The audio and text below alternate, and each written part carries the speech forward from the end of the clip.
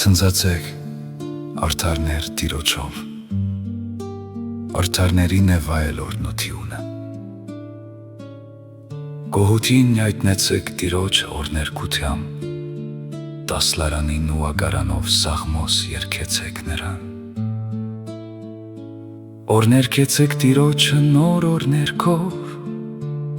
քանզի հաճելի է այն, սաղմոս երկեցեք նրան օրնությամբ։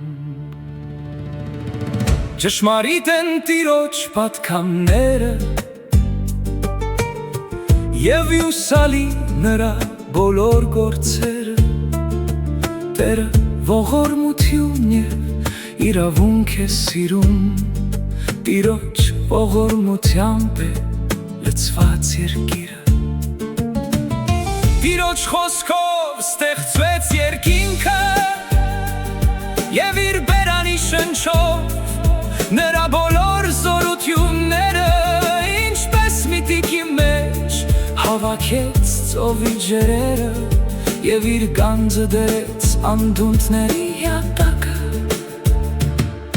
Թող երկյուվ կրի տիրոջից ողջ երկիրը, և նրանից թող դողան բոլոր բնակիչներն աշխարհի, քանզի նա ասաց և ստեղծվեցին, նա հրամայեց և հաստատվեցին։ Տերը խափանում է հեթանոսների մտադրությունները, Տերն անարգում է ժողովուրդների դիտավորությունները,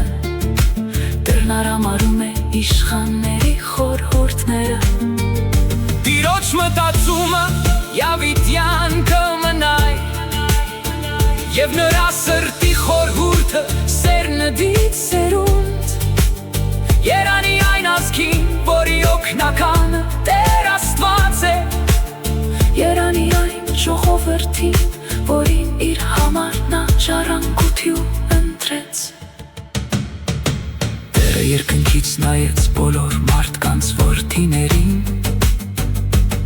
իր պատրաստած բնակատեղից դիտեց աշխարհի բոլոր բնակիչներին։ Նա որ ստեղծել է նրանցից յուրաքանչյուրի սիրտը,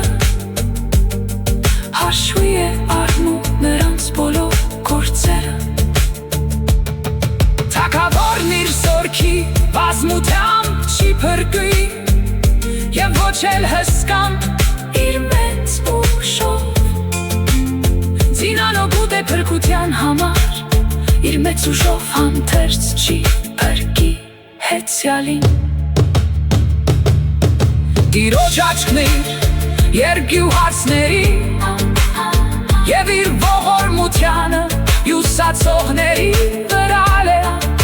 մահից փրկելու նրանց անձը, և սովի ժամանակ կերակրելու համար նրանց։ Մեր հոգիներն սպասում են տիրոջը, քանզի նա մեր օգնականն է ու պաշտպանը, նրանով թող ուրախանան մեր սրտերը, և մենք նրան սուրբ անվան վրա հույս տնենք, թող ողորմություն